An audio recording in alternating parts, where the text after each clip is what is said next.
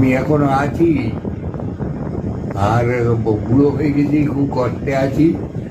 তা আপনার কথা আমার মাঝে মাঝে মনে হয়, তো আজও এসেছিল বলে আরো বেশি করে মনে পড়লো।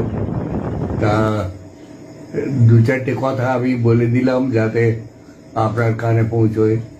আপনি এখনো অ্যাক্টিভলি কাজ করতে পারছেন, আমি একেবারে পড়ে গেছি, আমি আর হাঁটতেও পারি না। আর আমার 82 বছর বয়স হয়ে গেছে। এই আমাদের বুদ্ধ ভট্টাচার্যের মতো এখন আর কিছু করার নেই। তবে আপনাদের অনেকের কথা তোমার মাঝে মাঝে মনে পড়ে। আর আপনি সেই আম খেতে এসেছিলেন একবার, সে কথাটা মনে আছে, কারণ আম গাছে তো আম হয়েছিল এবার ভালো। তো আপনাকে তো আর ডাকতে পারিনি, কারণ আমি তো এখন তৃণমূলে চলে গেছি। সেইটি আমার জীবনে একটা দুঃখ, জীবনে একটা খুব কষ্ট। কিন্তু তখন ওই আপনারা আমাকে তো এক্সপেল করলেন, এক্সপেল করার পরে আমি আর কোথায় যাই? মমতা এসে বললো যে আপনি আমাদের দলে আসুন। তাই বললাম যে আমি গিয়ে কী করবো, আমি তো বামপন্থী। তো বললে আমি বামপন্থীদের পছন্দ করি, ওরা ভালো করে কাজকর্ম করে। এই সব কথাটাতে ভুলে গিয়ে ওখানে গেলাম, তারপরে মন্ত্রী হয়ে গেলাম আবার। তা এই জ্যোতি বসু, বুদ্ধ ভট্টাচার্য আর আমাদের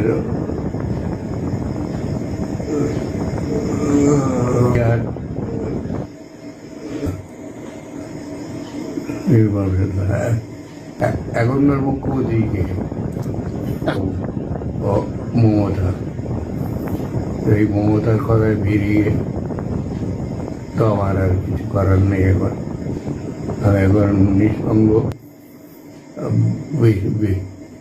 চেয়ারে একটা ঘুরে থাকি, চেয়ারে। আর মাঝে মাঝে আপনাদের কথা মনে হয়, তখন চোখ দিয়ে আবার জল বেরোয়। আর কি করবো বলুন? আপনারা ভালো থাকুন, যতদিন পারেন চেষ্টা করুন। আপনারা শুনলেন দর্শক, দলত্যাগী প্রাক্তন সিপিআইএম এর রাজ্য কমিটির সদস্য রেজ্জাক মোল্লার মুখ থেকে সরাসরি আপনারা স্বীকারোক্তি শুনলেন। তিনি এখন নিঃসঙ্গ, তিনার সঙ্গে কথা বলার মতো কেউ নেই, তিনার পাশে এখন কেউ থাকেন না। তিনি সরাসরি স্বীকারোক্তিতে জানালেন তিনি তৃণমূল কংগ্রেস করে ভুল করেছেন, এখন স্মরণ করছেন বামপন্থীদের। আগামী দিনে প্রতিকুর রহমানের ক্ষেত্রেও কি একই চিত্র আমরা দেখতে পাব? আপনাদের গুরুত্বপূর্ণ মতামত হদিস টিভির কমেন্ট বক্সে অবশ্যই জানাবেন। সকলকে নমস্কার।